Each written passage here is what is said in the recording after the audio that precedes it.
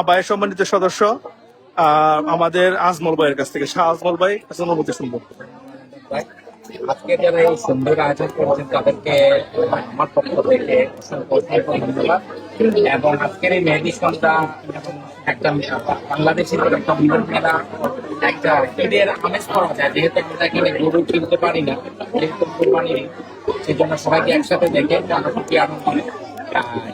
ইনশাল্লাহ এরকম প্রোগ্রাম কোনো কোনো হলে কাছাকাছি অবগত হবে। আর যারা আসছে, যারা আয়োজন করবে, সবাইকে ধন্যবাদ। আমাদের মাঝে উপস্থিত হয়েছে আমাদের মামুনি, হাতে মেহেদি দিছে, একটু মেহেদি দেখাও। মাশাআল্লাহ, অনেক সুন্দর মেহেদি হয়েছে। তোমার আজকের অনুভূতি কি মেহেদি উৎসব? এর আগে কি কোনো মেহেদি উৎসবে ছিলা? How you feel about? I feel excited for Eid tomorrow.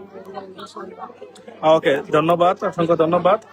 তো এখন আমাদের মাঝে আসছে আমাদের আনোয়ার ভাই।